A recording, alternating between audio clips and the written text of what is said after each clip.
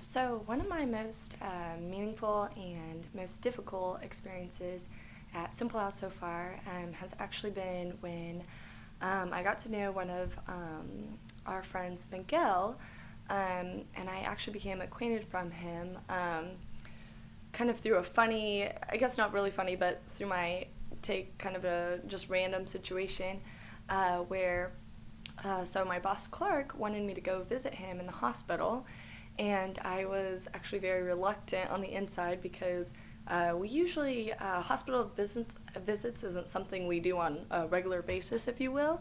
And it was just kind of threw me off because I was like, well, what is he gonna say? He's gonna be like, who's this weird girl, random girl that just wanting to visit me? So I told Clark yes, even though I was like kind of nervous about going in and just randomly just being like, hello, I'm here to visit. But anyway, so I did, and it was just kind of a funny experience because when I went to visit Miguel the first time, we just hit it off just like that. And it was just funny because we got to talking about all sorts of stuff, just kind of like to keep his mind preoccupied for just a little while. It was funny because like it kind of came to a stopping point where I was like looking at my watch. I was like, oh my gosh, like I'm late, like I need to go. As hours passed, even though I was like scared of it would be awkward and stuff. And so after that, Miguel and I actually kept in touch. And like I mentioned, he was in and out of the hospital, but he came and actually helped us a few times at Simple House, and we kind of started this little friendship. And we would kind of see him at Simple House here and there, and I would keep in touch with his mom. And it kind of came around Christmas time when he was back, and I didn't know if he was back in the hospital, and I invited him for our Christmas wrapping party. And he ended up not being able to make it, and I found out, he texted me later, and I found out he was actually back in the hospital.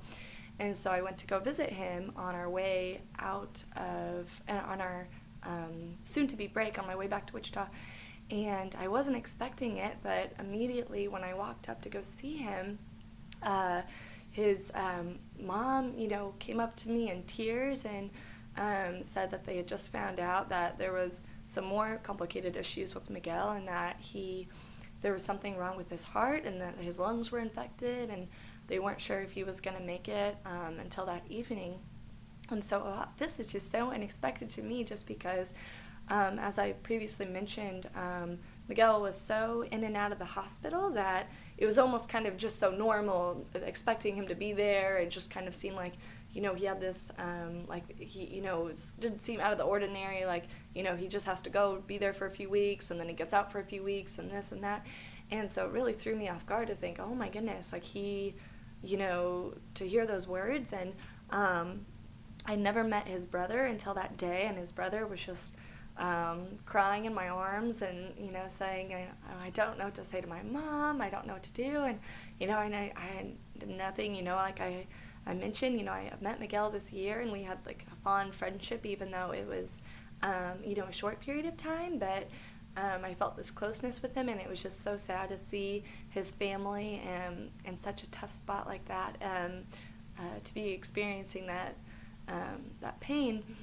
And so I was just trying to hug his brother and just, show him that affection, and and I was there for Miguel, and, he just really sparked something in me because we were there in the hospital, and he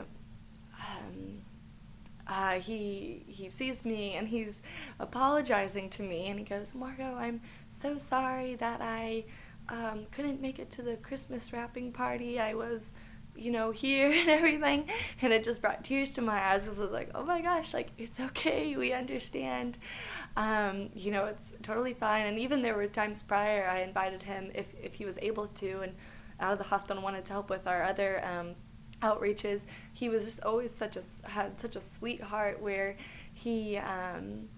I told him about, we would be taking bags to a neighborhood, and he was like, well, I can't lift with this arm, but I still have this arm, because he had IVs or surgery or, stuff going on, and he's like, but I can still use this one, just always so like selfless in that way. And or he was like, offering to drive us or do different things for Simple House, even though he had all of this other all these other things going on. It was just so cool to see that. And even, in the hospital bed, he's literally laying on his deathbed, apologizing for not being there at one of our outreaches. And so, I was just tearing up and very sad.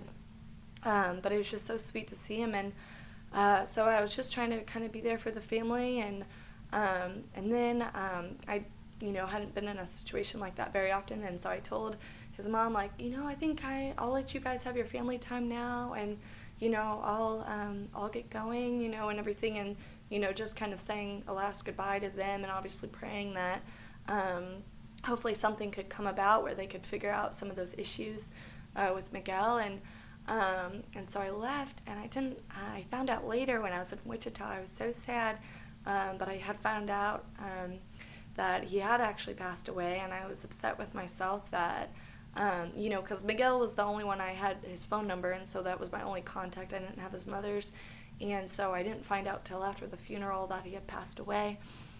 And so I was just like kind of struck, I was like, oh my goodness, I can't, even though I had heard those kind of that forewarning the day I visited him, I didn't expect it to be real, I didn't expect this is the day that he's gonna actually pass away. And so it wasn't until later when we all came back to Kansas City, and I went to the same church and finally saw his mom, and she came up to me and, obviously very emotional, and she told me that he had passed away 10 minutes after I left the last time I saw him. And so that was pretty, a very, like I said, meaningful and difficult encounter, I think, at Simple House, just because I think Miguel, even though we had a short friendship, it was very, I don't know, it just really touched me in a lot of ways. Like sometimes, I look at myself and I'm just having so much stress and anxiety about just the silly things. I'm getting married this summer, sometimes silly things with the wedding and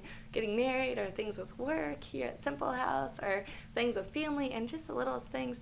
And so kind of after my experience with Miguel, I kind of started trying to tell myself, like, okay, do it for Miguel. Like he was, the same age as me, like 23, and he, I feel like just was always there for other people and just making the most of everything, even though he had this life-threatening illness that, took his life.